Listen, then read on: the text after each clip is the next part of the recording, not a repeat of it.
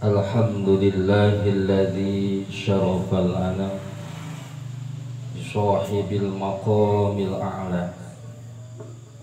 Assalatu wassalamu ala rasulil mustafa Sayyidina Muhammadin wa ala alihi wa sahbihi ahli syidqi wal wafa'.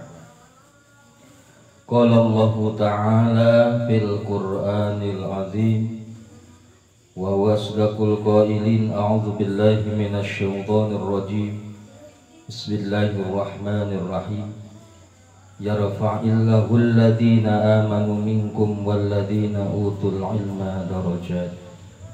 Wa qala aidan qul hal la yastawil ladhina ya'lamuna wa la ya'lamun.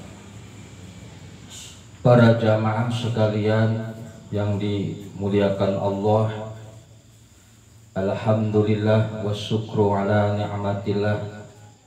Kita panjatkan puji syukur kehadirat Allah, yang mana Allah selalu senantiasa memberikan kepada kita semua rahmatnya, hidayahnya, terlebih nikmatnya, sehingga alhamdulillah kita masih bisa berkumpul seperti biasa, menjalankan segala aktivitas kita sekaligus kewajiban-kewajiban kita kepada Allah Subhanahu wa ta'ala.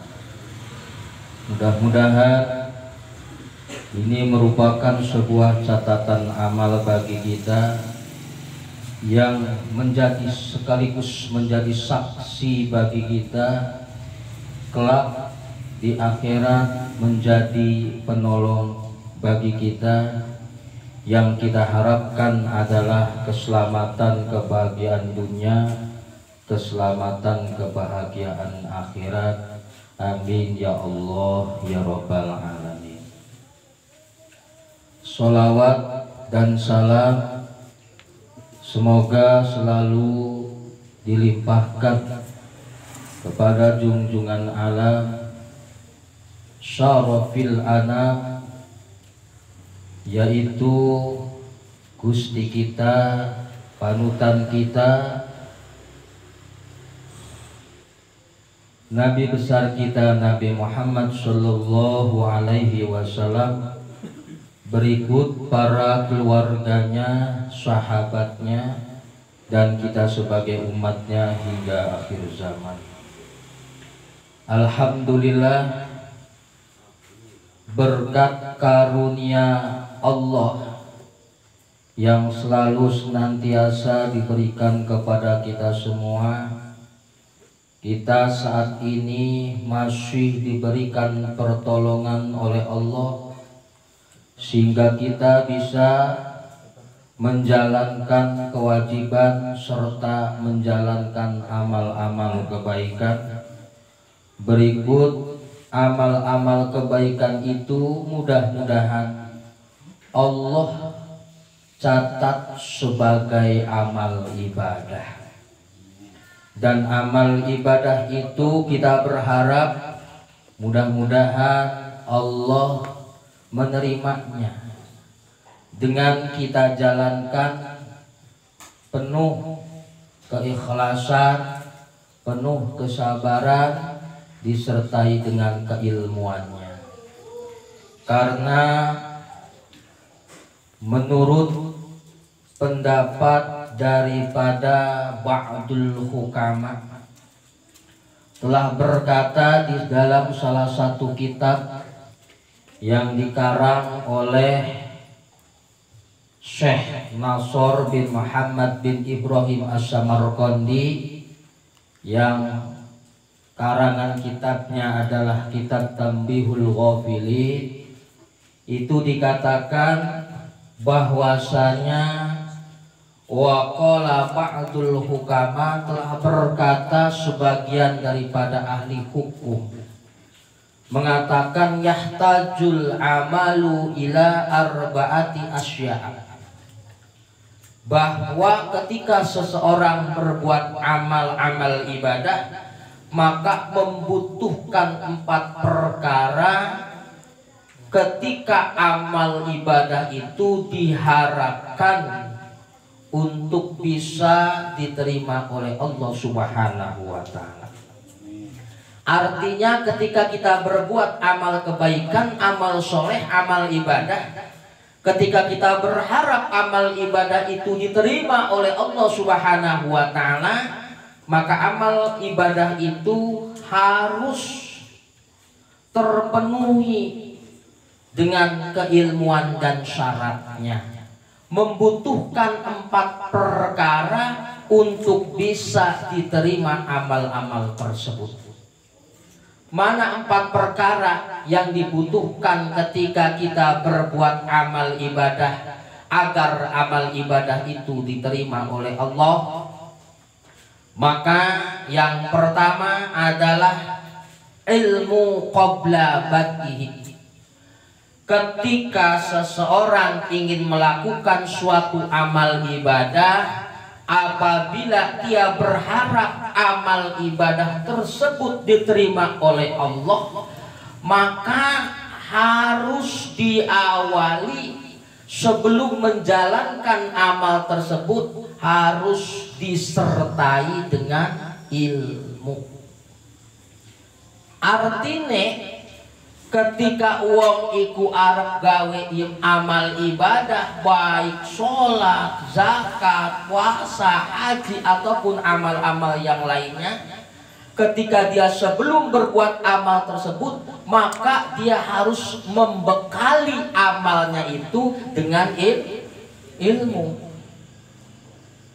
Jadi lamun seandainya wong iku berbuat amal tapi tanpa ilmu, maka jelas amal ibadah iku mual bakal diterima lan boten esah, lantaran amal-amal ibadah boten disertai sereng ilmune.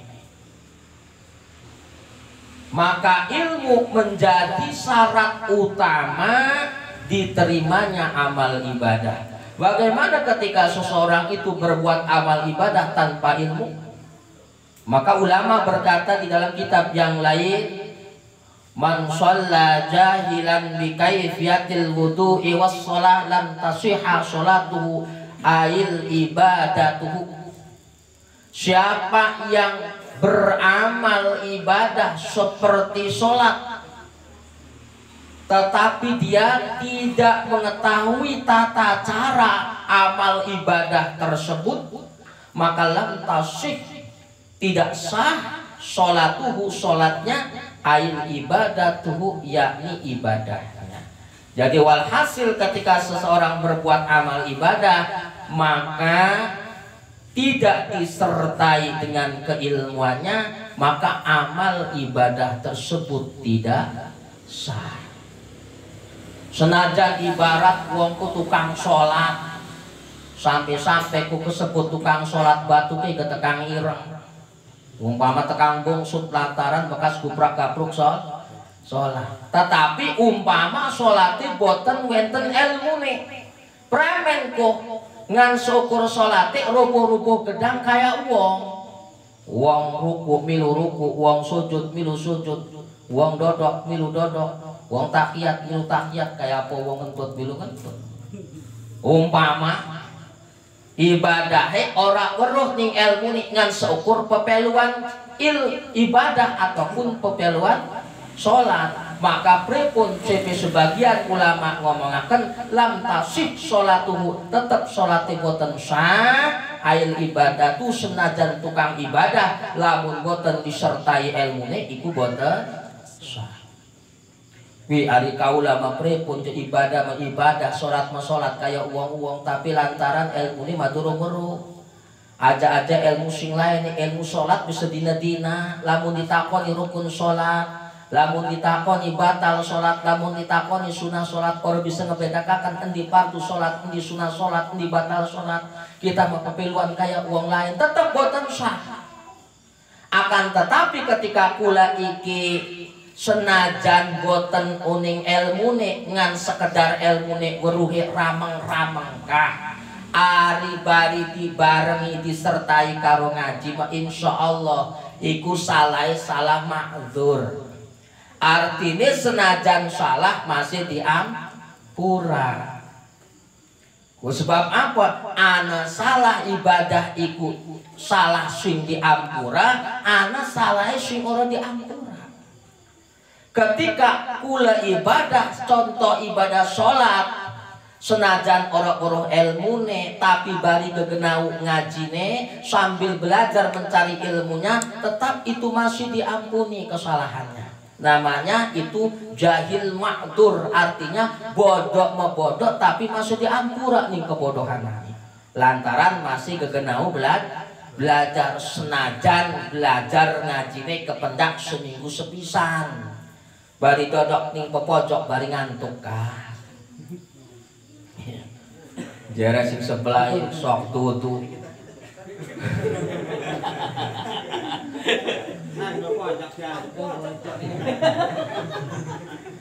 Sok tutu jare sebelah Kang Ang teh ngaji khusyuk rupane memperhatikan ngedeluk ora obah ora usuk. Bari nangis khusyuk rupane menghayati si orang barang ditelang banyu matang itu tuh sing mata sing cangkem. Kayaknya mengiler. Ya. Jadi itu sebutnya bodoh ma'dur. Ya, senajan kita umpama masalah ini kak masih diampura nih Gusti Allah lantaran masih dibarengi karo belajar. Tetapi lamun seumpama ini sholat tukang sholat papiluan kayak sholat wudu wong wudu bila wudu wong puasa piluan puasa tapi ora weruh ilmune bari ora gelem gegenaune, maka pripun bodoh sing mekoten iku arane bodoh ghair ma'dzur. Bodoh tapi boten diampura, salahe boten diampura lantaran boten gelem belajar. Apa maning siki mepan santri wis ngelompok ustad wakeh kiai ning kono ngelideg saking wakeh. Kok lamun sandai kita bodoh orang urus iki mah atuh bodoh boten diampura. Lantaran karena males orang gelem kegenaune. Kata.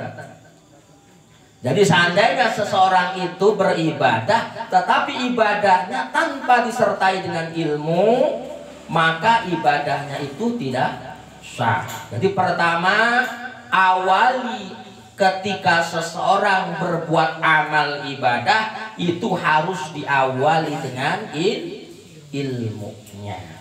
Karena ilmu merupakan salah satu syarat utama diterimanya amal ibadah. Bahkan ilmu merupakan salah satu yang menjadi seseorang dimuliakan di hadapan Allah dengan sebab ilmu. Insya Allah wong anak ilmune iku dudu bae ketika ibadah menjadikan salah satu syarat diterimanya ibadah, tetapi ilmu juga menjadikan salah satu ciri menjadi kemuliaan bagi seseorang ketika seseorang itu disertai ataupun mempunyai ilmu. Pertama, wong iku lamun pengen diterima amal ibadahe kudu diawali sareng ilmu. Kaping done ketika seseorang berbuat amal ibadah, yang kedua barengi ibadah tersebut awali dengan niat. Kenapa? Li'annal amala la yasluhu ila biniyat.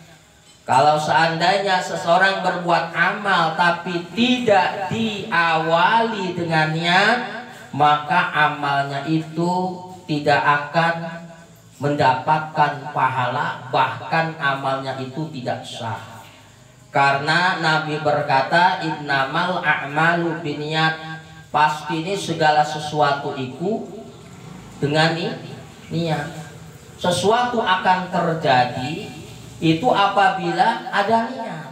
Bahkan amal ibadah itu akan sah kalau diawali dengan niat. Seperti umpama contoh kita ingin sholat, berwudu, kemudian puasa, haji, itu semuanya ketika seseorang ingin berbuat amal kebaikan, ingin berbuat amal ibadah, maka ketika amal ibadahnya ini ingin sah dan diterima oleh Allah, maka harus diawali dengan niat. Bagaimana ketika seseorang berbuat amal ibadah tetapi dia tidak niat, maka amal ibadahnya itu tidak akan diterima dan tidak sah kalau tanpa niat. Maka perlu niat iki menjadi dasar awal untuk kita menjalankan suatu amal-amal apapun. Amal apapun itu akan terjadi dan terbukti, sekaligus amal itu akan diterima oleh Allah seandainya amal itu diawali dengan niat. Niatnya sing premen ya, lamun umpama kita ngaji atau niatnya sing bagus. Awali lamun ngaji niatnya karena Allah, jalani kelawan sabar, barengi sudahi dengan ikhlas. Pada baik kita kan ningkonoku amal iki kudu sabar, kudu ikhlas. Maka niatnya kudu sing lurus. Apa niat karena Allah? Keroro ketika kita ngaji niatakan ngilangaken kebodohan ing dalam diri kita. Katelune lamun kita ngaji niatakan ngeguguraken fardu ain. Sebab diri kita masing-masing itu mempunyai kewajiban untuk menuntut ilmu.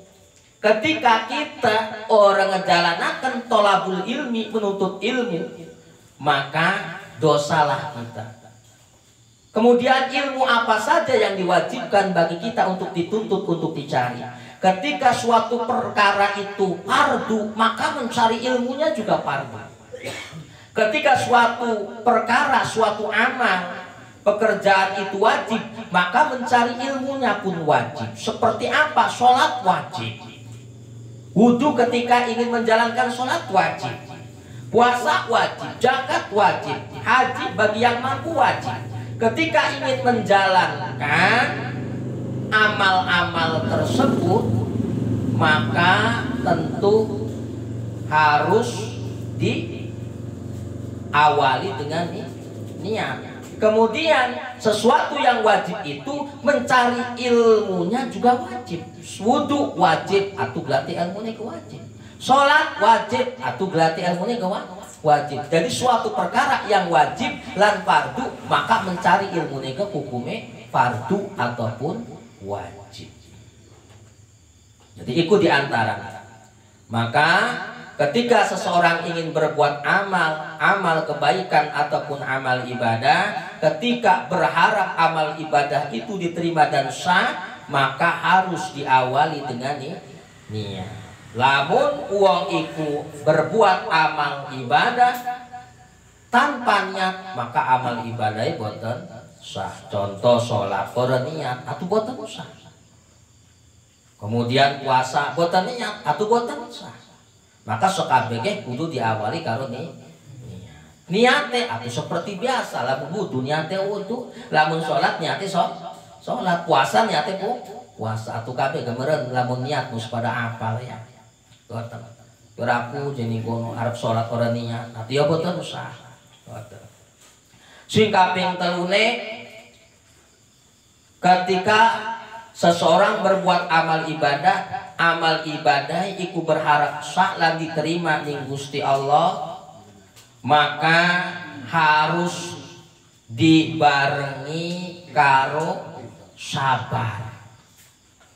Kita iki umpama ngaji ataupun sholat, lamun pengen diterima ning Gusti Allah, amal sholatnya pengen dadi, pengen sah, atuh kudu dibarengi karo sabar.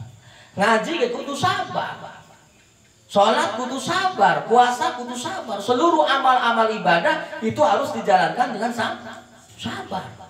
Lamun orang sabar ya bubar. Nanti contohnya umpama kula ngaji, barang ngaji sejam setengah, jarang kuno sing ngaji suwe amat ustad nguruk ngaji. Barang ustad meleng semet mencolot, lu ngebalik lantaran orang sabar dodoknya wis pegel, bahkan didelang-delang terulas warna dodoknya kan. Atau pegel sila miring nyiwe, pegel miring nyiwe miring lengan. pegel miring nengen atuh lelendeh. Pegel lelendeh nyelonjor bedanya orang ngegolong doang. Atuh kudu sabar pengaji. Atuh sholat kepada baik kudu sabar. Andi ajekeun mau wong sholat kayak kinjeng cecewok set 2 menit pragat. Aku tuh sabar. Senajan ada wong assalamualaikum umpama aja mau temenan khusune sholat bangun assalamualaikum buy. Cek Kang Anu teka ki wis janji iki. Maune teka teh jarane kono arep ngegewe picis lantaran tas oleh picis gusur. Umpama barang sholat oleh rakaat. Wih, assalamualaikum. Assalamualaikum. Dicepetakan sholat. Set. Waalaikumsalam. Manjing ganti. Lah carane sholat orang sabar. Jadi apa baiknya lamun orang dijalani kalau sabar bubar. Koma maning urusannya ibadah sing abot dilampahanane. Terkecuali ibadah iku enteng dilampahanane bagi wong-wong sing wis khusyuk atine. Lamun kita uang sing atine durung khusyuk nglampahi ibadah, maka lamun ibadah tidak dijalani dengan kesabaran, maka pasti otomatis amal ibadah bubar. Jadi kita ngejalanakan amal ibadah baik, apa baik iku harus dijalani dengan sabar. Lah kok mani ngejalani kuripan sing panjang gitu maka penuh ujian, penuh cobaan, penuh godaan bermacam-macam. Halangan, rintangan, kalau seandainya kita menghadapinya, menjalaninya tidak dengan kesabaran, maka otomatis kita bakal bubar.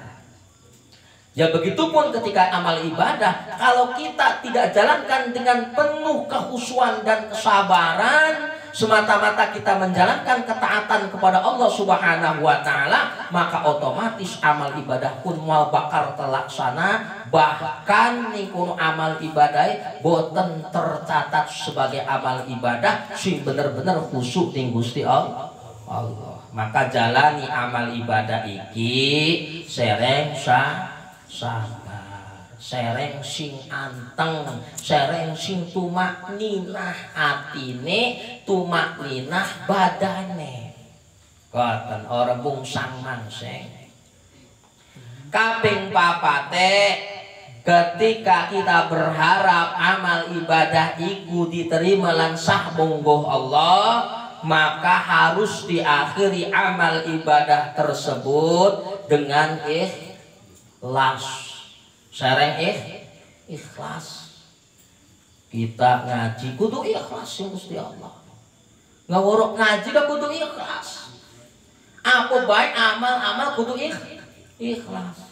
Lamun seumpama kita ngaji orang ikhlas, sholat orang ikhlas, zakat orang ikhlas, karena Allah ngejalanaken ini, maka mual bakal sah, mual bakal diterima.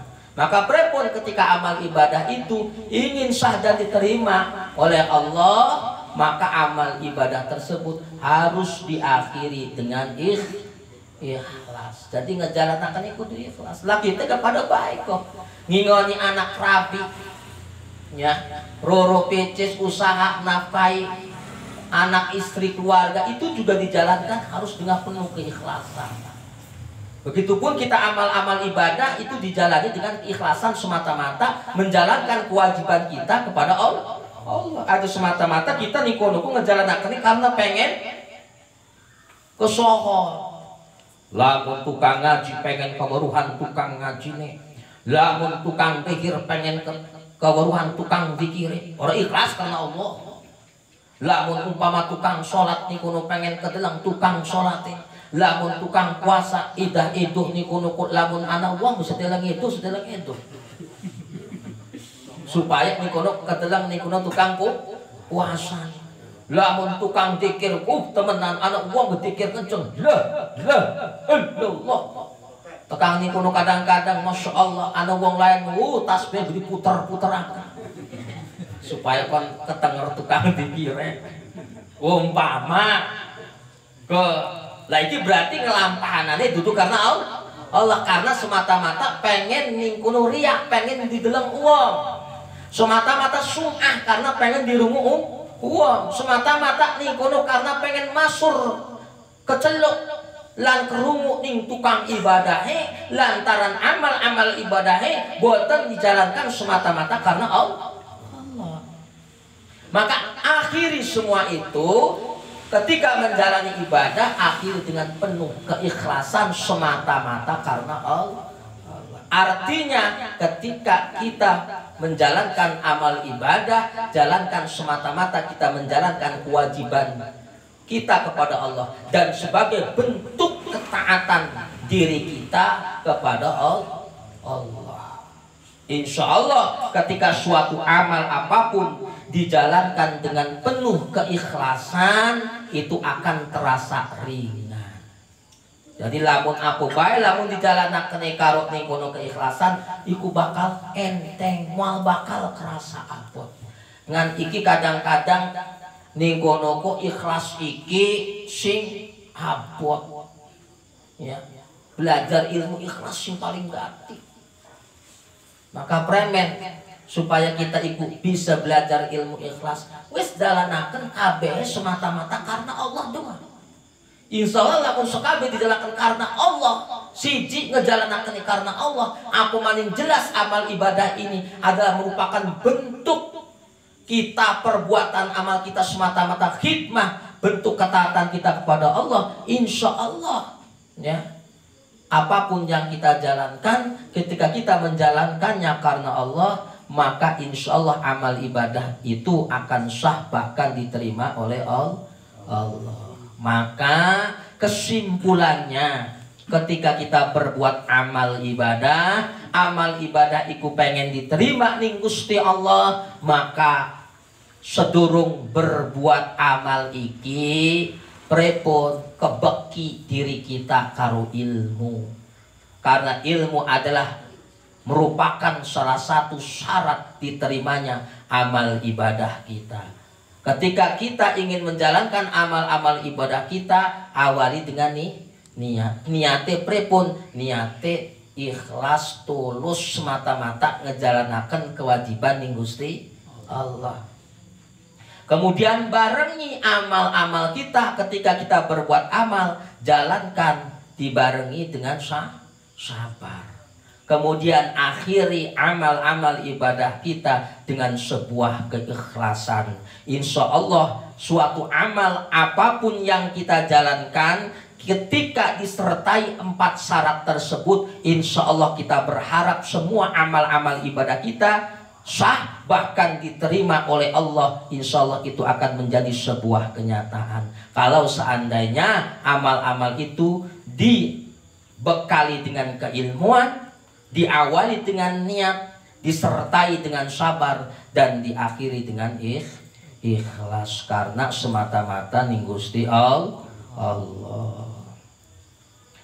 Insya Allah para jamaah sekalian, kula kembali membahas tentang fikih